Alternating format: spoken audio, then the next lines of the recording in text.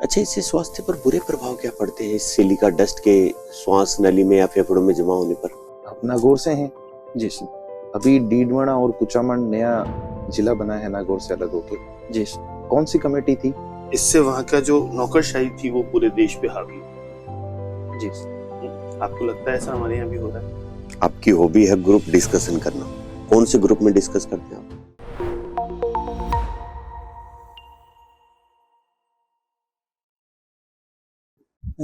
आइए, good morning sir. Good morning sir. बैठिए। Thank you sir. आपकी हॉबी है ग्रुप डिस्कशन करना। जी सर। कौन से ग्रुप में डिस्कस करते हैं आप?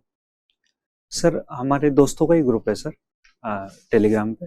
उस पर हम डिस्कस करते हैं सर, जो नेशनल और इंटरनेशनल इश्यूज है करंट अफेयर्स के, उसके। अच्छा, अभी रिसेंटली आपने कौन सा मुद्दा डिस्कस किया है? सर अभी हमने जो माननीय जो ऑनरेबल सुप्रीम कोर्ट ने जो राष्ट्रपति को और राज्यपाल के लिए जो समय सीमा निर्धारित किए विधेयकों को पारित करने के संदर्भ में, तो जो कार्यपालिका बनाम न्यायपालिका का जो मुद्दा था उस पर हमने डिस्कस किया था सर। ओके। आपने एमए पॉलिटिकल साइंस में किया है? जी सर। तो पॉलिटिकल जो साइंस है उसके पीछे सब जो साइंस आ रहा है, जी सर, क्या ये पूरी तरीके से रिलेवेंट है या फिर इसमें गुंजाइश है अभी साइंस बनने की? हाँ सर, ये साइंस बनने की प्रक्रिया की तरफ है सर, क्योंकि सर राजनीति विज्ञान में मानव का पक्ष भी होता है सर, इसलिए इसमें कहीं ना कहीं थोड़ा कला का रोल भी होता है।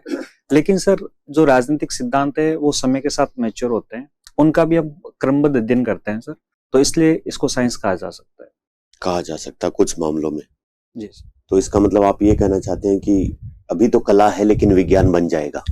नहीं सर, विज्ञान ये बनने ज्यादा की ओर विज्ञान है है सर। जी सर। या विज्ञान ज्यादा है अभी? विज्ञान अधिक है सर। ओके। आप नागौर से आते हैं? जी सर। और नागौर जिले के अंदर एक समस्या है और वो है सिलिकोसिस की। जी सर। क्या समस्या है ये? सर सिलिकोसिस जो खदानों में काम करने वाले जो श्रमिक होते हैं सर, जब लगातार वो उन परिस्थितियों में काम करते हैं जहां धूलकण वायुमंडल में ज्यादा रहती है सर, तो वो धूलकण श्वास नली में जमा हो जाते हैं सर, जो सिलिका होती है। इससे सर श्वास नलिकाएं जो अवरुद्ध होने के कारण सर ये रोग हो जाता है। अच्छा, इससे स्वास्थ्य पर बुरे प्रभाव क्या पड़ते हैं इस सिलिका डस्ट के श्वास नली में या फेफड़ों में जमा होने पर? सर एक तो जो हमारी जो सर जो रक्त नलिकाएं होती है सर, वो सर इसमें वो डक्ट हो जाती है सर, जो श्वास लेने में दिक्कत आती है, रक्त के प्रवाह में भी दिक्कत आती है सर, तो रक्त का प्रवाह सुचारू रूप से नहीं हो पाता। रक्त का प्रवाह सुचारू रूप से नहीं हो पाता है। अच्छा, सिलिकोसिस पॉलिसी के कुछ 3 सेलिएंट फीचर्स बताओ, हाईलाइट बताओ, जो राजस्थान सरकार की है। जी सर।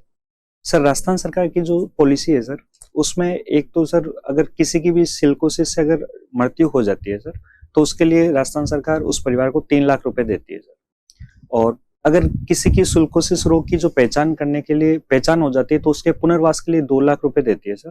और जो अगर किसी की मृत्यु हो जाती है तो शव के दहन के लिए भी सर 10,000 रुपए राजस्थान सरकार देती है, और उसके परिवार को पेंशन भी देती है सर। पेंशन भी देती है। अच्छा, इसको रोका जाए उसके लिए कुछ सरकार ने प्रयास किए हैं या आपकी नजर में कोई उपाय है सिलिकोसिस बीमारी को कंट्रोल किया जाए? ये तो हुई बात, हो जाएगी तब हम उसको कंपनसेट करें, लेकिन उसको होने से रोकने के लिए क्या किए जा रहे हैं? सर राजस्थान सरकार ने जो सिलिकोसिस नीति जो लेके आए हैं सर 2019 में, उसी में कुछ प्रावधान बताए गए हैं। अगर हम उसको अच्छे से इम्प्लीमेंट करें तो चीजें अच्छी हो सकती है सर। जैसे सर जो धूलकण है उसकी कम से कम मात्रा उड़े वायुमंडल में, इसके लिए बेहतर जो एयर प्यूरिफायर लगाने की बात उसमें कही गई है। उसके अलावा आपके नागौर में सीमेंट फैक्ट्रीज है? जी सर। कहाँ पर है? सर मुंडवा में। कौन सी कंपनी की है ये? Sir Ambuja cement factory. Cement बनाने के लिए रॉ मटेरियल क्या क्या चाहिए होता है, जो नागौर में अगर ये फैक्ट्री लगाई गई है, जिसका मतलब बहुत सारी चीजें नागौर के फेवर में है, तभी वहां लगाएगी? जी। क्या क्या रॉ मटेरियल चाहिए होता है? सर जो सबसे प्रमुख चाहिए होता है सर वो जिप्सम और चूना पत्थर चाहिए होता है सर, जो हमारे नागौर में मिलता है सर। आपने कहा राजनीति विज्ञान होने की तरफ। मैं आपको एक उदाहरण देता हूँ, उससे आप मुझे बताइएगा। 80 करोड़ लोगों को फ्री राशन दे दिया सरकार। लोकतंत्र मजबूत होगा या कमजोर हो? सर इसके दोनों पक्ष हैं सर। एक तरीके से सर ये लोकतंत्र हमारा मजबूत ही होगा, क्योंकि हमारा जो सहभागी लोकतंत्र है वो इससे मजबूत होगा कि हम सामाजिक न्याय की स्थापना कर रहे हैं, समाज के सभी वर्गों को हम एक साथ लेके चल रहे हैं। ऐसी आबादी जिनको सर जो भूखमरी से जूझ रही है उसको बाहर करने के लिए सरकार ने ये योजना शुरू की थी सर। ठीक है, इसका मेरे पास मतलब एक मैं राजनीति विज्ञान में इतिहास से एक उदाहरण देता हूँ कि यूएसएसआर में ये सिस्टम था कि वहां पर काम के बदले बाकी और सुविधाएं दी जाती थी। इससे वहां का जो नौकरशाही थी वो पूरे देश पे हावी हो। जी आपको लगता है ऐसा हमारे यहाँ भी हो रहा है? सर ऐसा पहले काफी देखा जाता था कि जो हमारी जो फूड सप्लाई थी, मतलब एक सामान्य सिद्धांत है कि जब आपके पास संसाधनों के वितरण का अधिकार होता है तो आप ताकतवर हो जाते हैं। मूल सिद्धांत ही कहना चाहते हैं।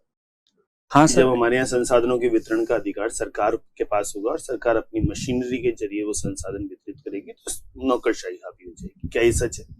हाँ सर। तो फिर इससे तो नुकसान होगा, लोकतंत्र कमजोर होगा, नौकरशाही हावी हो जाएगी।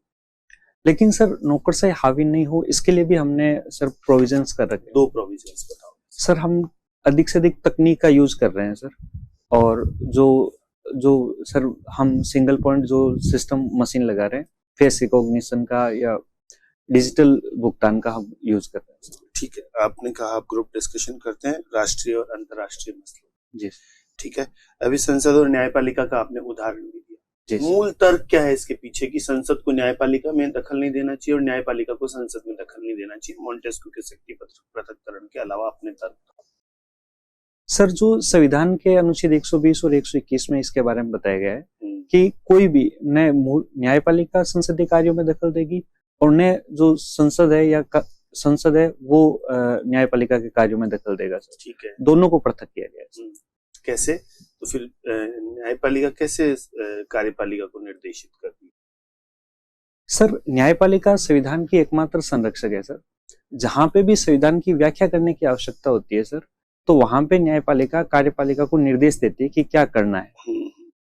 तो ऐसे ही क्या संसद भी न्यायपालिका को निर्देश दे सकती है कि आपके यहाँ इतने लाखों मुकदमे लंबित पड़े, उनको निपटाओ जल्दी? संसद में कोई एक सांसद खड़ा होकर कह दे क्या दिक्कत है, उससे न्यायपालिका भी जीतेगी। हो सकता है? हाँ सर, संसद के अधीन जो इन हाउस जो प्रोसेसिंग होती है सर, उसमें न्यायपालिका दखल नहीं देती, वहां पे किया जा सकता है। लेकिन सर इसके लिए जो संसद है वो विधि बना सकती है कि न्यायपालिका जो मुद्दों का सुलझाएगा कैसे। ऐसे राज्य बताइए जहां पिता और पुत्र दोनों सीएम रहे।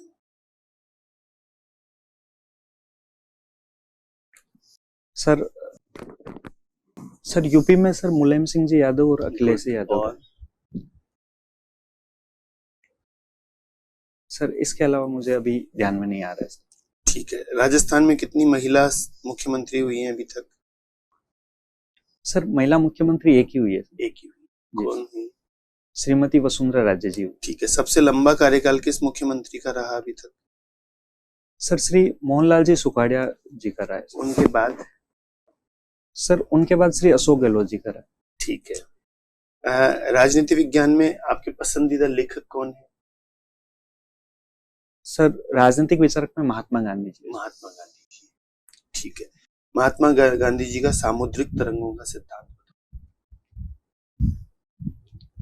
सॉरी सर, ये इस नाम से तो मैंने नहीं पढ़ा, हो सकता है सर मैंने किसी अन्य नाम से इसको पढ़ा हो सर। अच्छा, इसी से मिलता जुलता है ग्राम स्वराज और ये मिलता जुलता है आपस में। जी सर। सर गांधी जी ने कहा था कि भारत की जो आत्मा है वो गांव में बसती है सर। अगर हमें भारत को सशक्त करना है सर तो गांव को सशक्त करना होगा, गांव को आत्मनिर्भर बनाना होगा सर। गांधी जी स्टेट को लेके क्या कहते थे? राज्य कैसा होना चाहिए? सर गांधी जी अराजकतावादी थे। वो चाहते थे कि धीरे धीरे हमें इस जो राज्य जो नाम की संस्था इसको खत्म करना होगा। व्यक्ति खुद से अपन को आत्मसंयमित और आत्मनियंत्रित रहना होगा। जी ठीक है सर। आप नागौर से हैं? जी सर। अभी डीडवाना और कुचामन नया जिला बना है नागौर से अलग होके। जी सर। कौन सी कमेटी थी जिसने ये बनाया है? सर श्री ललित के पवार समिति थी सर। ओके, ये तो पुनर्विचार के लिए थी, इससे पहले कोई कमेटी थी जिसने बनाया था? जी सर। हाँ जी, कौन सी कमेटी थी? सर श्री राम लुबैया समिति थी। ओके, आपके नागौर को क्या लाभ है ये नया जिला बनने से? सर जो एक तो जो बहुत अधिक सर जो रेवेन्यू के मामले थे वो सर अब कम होंगे। दूसरा सर जो कनेक्टिविटी थी इकोनॉमिकली कोई चीज बताइए जिससे कि नागौर को लाभ हुआ हो। सर मैं थोड़ा सोच सकता हूँ इस संदर्भ में।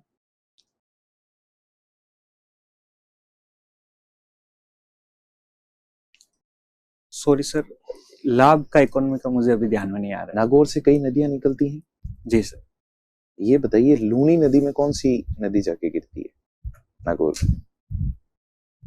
सर नागौर की एक नदी है सर। सांबर के अंदर भी कोई नदी जाती है? हाँ सर। कौन सी? सर सांबर के अधीन जो एक तो सर जो खारी नदी है वो जाके गिरती है। आपने जैसे बात किया पर लूनी में भी जाती हैं जैसे, और सांबर में भी जाती है। जी। नागौर से नदियां भी निकल रही है, लेकिन फिर भी देखा जाता है नागौर के अंदर पानी की हमेशा प्रॉब्लम रही है। जी। जल संसाधनों की कमी रही है। जी। तो क्या सरकार ऐसे प्रयास कर रही है जैसे कि जल संसाधन बढ़ाए जाए? ऐसा कुछ किया जा रहा है? हाँ सर। क्या किया जा रहा है? सर राजस्थान सरकार काफी योजनाएं चला रही है इसके लिए। जैसे सर मुख्यमंत्री जल स्वावलंबन योजना है, राजस्थान जल क्षेत्र आजीविका सुधार योजना है सर। इसके अलावा सर जो जल जीवन मिशन है उसके तहत हर व्यक्ति को 55 लीटर जो पानी है वो उपलब्ध करवा रही है। इसके अलावा सर जो वाटर हार्वेस्टिंग के लिए हम मनरेगा के तहत जो हमारे पारंपरिक जो जल संसाधन है उसका भी हम संरक्षण कर रहे हैं। आईजीएनपी है जो, उसका कोई लाभ मिल रहा है नागौर को? जी सर। किस तरह से मिल रहा है? सर आईजीएनपी की एक जो लिफ्ट नहर है सर, पन्नालाल बारूपाल लिफ्ट नहर, उसके तहत नागौर में पेयजल की सुविधा उपलब्ध कराई जा रही है सर। आपकी हॉबी क्या है? सर ग्रुप डिस्कशन करना और ट्रेडिशनल मारवाड़ी गेम्स खेलना है सर। मारवाड़ी गेम्स? ये मारवाड़ी गेम्स क्या है सर? मारवाड़ी गेम्स जो हमारे मारवाड़ क्षेत्र में सर जैसे कि खेले कोई जाते हैं। एग्जांपल? जैसे सर सतोलिया है, मारदड़ी है सर, विषमृत है, चोर सिपाही है, रस्सा कस्सी है सर। ओके, रस्सा कस्सी से आप क्या सीखते हो? अगर प्रशासन के अंदर रस्सा कस्सी को अगर अपनाएं अपन तो आप क्या समझेंगे उससे? सर एक तो सर इसका प्रशासन में यूज क्या आप ये पूछना चाहते हो? सर एक तो ये है कि समाज के विभिन्न वर्गों के बीच एक लगातार संघर्ष चल रहा है सर, तो उसको संतुलन बनाए रखा जा सकता है। ये हमें दिखाती है कि हमें सभी पक्षों को एक साथ लेके चलना होगा, तभी हमारा समाज अच्छे से प्रगति कर सकेगा। आपका अगर आपको एसडीएम बना दिया जाए तो एरिया ऑफ इंटरेस्ट क्या रहेगा आपका? सर मेरा जो मुख्य इंटरेस्ट रहेगा सर वो सर राजस्व संबंधी जो मामले होते हैं, जो किसानों के मध्य जो विवाद होते हैं सर, उसको सुलझाना मेरा मुख्य उद्देश्य रहेगा सर। ओके, किस कारण से ये विवाद हैं? देखा जाता है कि आजकल जोतों को लेकर भी बहुत विवाद चल रहे हैं। जी सर। तो उसके अलावा कोई कारण?